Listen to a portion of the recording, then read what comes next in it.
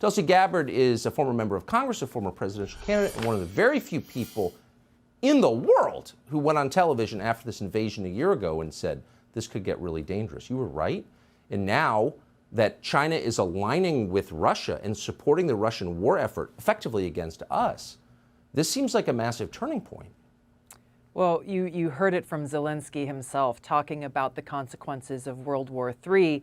The thing is, he has made very clear that that's where he thinks we are already, that we are in World War III. Ukraine is the tip of the spear. And this is how he justifies making demands of the United States and all of these NATO countries to equip him with all of the weapons and aircraft and tanks that the United States and NATO have to go and fight this war that we are in against Russia. He is doing everything that he can to bring us and NATO into this war, directly into conflict with Russia. You remember when their Ukrainian missile defense system, unfortunately, had a missile that went into Poland and killed 2 civilians on a farm. What did Zelensky say? His very first thing, first person on camera saying, hey, this is a direct attack against a NATO ally. U.S. and NATO, you must go and attack Russia.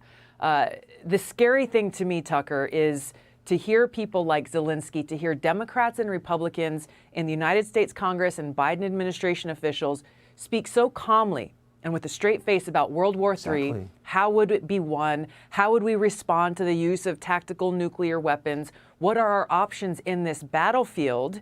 Forgetting what Ronald Reagan said when he said a nuclear war cannot be won and therefore should never be fought.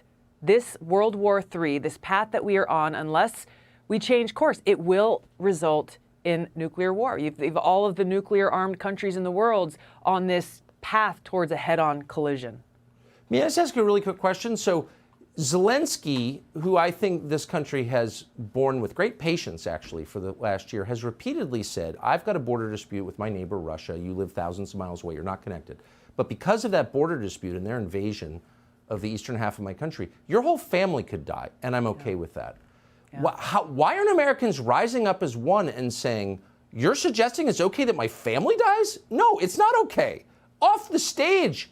Like, why are we putting up with this, honestly? You know, you look at the lies that the American people are being told by President Biden, by Mitch McConnell, by these warmongers in both parties, selling this lie that this is about defending freedom and democracy. And as he said, there's no greater threat to that democracy than this fight against this war against Russia.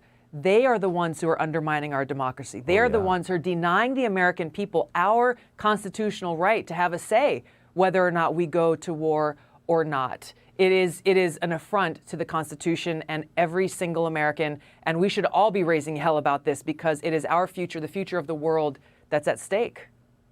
I agree. I mean, how much weed are people smoking? This is a real issue. This is not one of the fake issues, you know, that we... There is no more real issue than this. Oh, I agree. Tulsi Gabbard, thanks so much for joining us.